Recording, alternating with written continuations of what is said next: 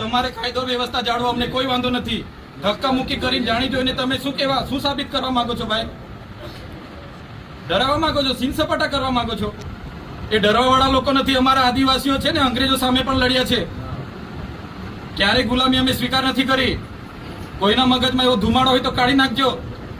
તમને અહીંયા આટલા બધા દારૂના બુટલેગરોને તમે પરમિશન આપ્યા છે, કેમ અટકાવતા નથી? નામો આપો. કાળીઓ, ભૂરીઓ, લાલીઓ, ભોલીઓ આપો કે નામો?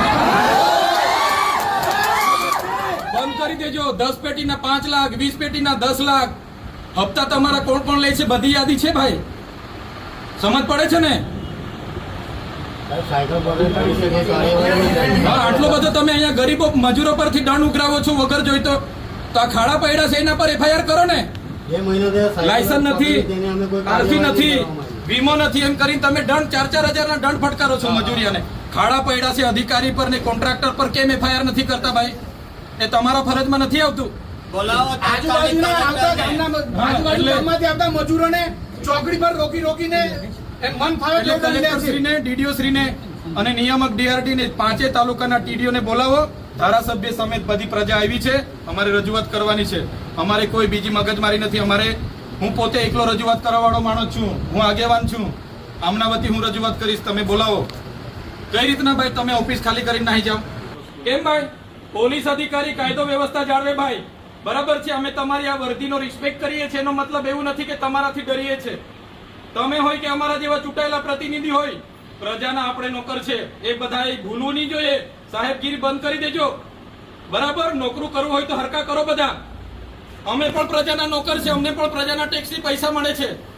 ને આ કલેક્ટર કચેરી કોઈના બાપની જાગીર નથી ભાઈ. આ પ્રજાની સેવા માટેની ઓફિસ છે. કેમ આવા દેવામાં નથી આવતા અમને?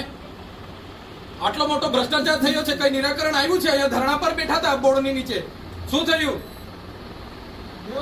આટલી બધી નુકસાની થઈ છે ખેડૂતોની. કોણ સર્વે કરવા આવ્યું છે? કોઈ આવ્યું છે સર્વે કરવા? એટલે પોલીસ અધિકારીઓને મારી નમ્ર વિનંતી છે, અમે વેલ ગ્રેજ્યુએટ લોકો છે. અધિકારો માટે અમે લડીશું. બરાબર? અમે આ સીન સપાટા ને લાકડી લાઠીચાર્જ થી ડરવા વાળા લોકો નથી. અને તમે એ કરવા માંગતા હોય તો પણ અમે તૈયાર છે. ચાલો લડી લઈએ. જ્યાં સુધી અમે સંવાદમાં માનીએ છીએ તો સંવાદમાં રહો.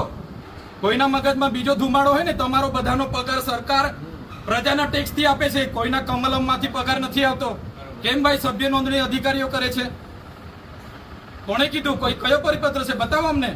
એટલા માટે કેમ છો અહીંયા collector Shri Narmada, DDO Shri Narmada, DRT નિયામક શ્રી અને 5 તાલુકાના TDO હશે તો જ અમે ખુલાસો આપીશું. અમે બધા પુરાવા લઈને આવ્યા છે. પુરાવા સમેત ખુલાસો અમે આપવા તૈયાર છે. બધા અધિકારીઓને અમને ખુલાસો જોઈએ. અહીં સુધી અમે જઈશું નહીં. 2 દિવસ રોકાવો પડશે તો રોકીશું. હજુ પણ અમારે 5-10 હજાર લોકોને બોલાવવા છે તો અહીંયા બોલાવીશું. જો અમારું નિરાકરણ નહીં આવશે, અમે ખાધા પીધા વગર અહીંયા પડ્યા રહીશું.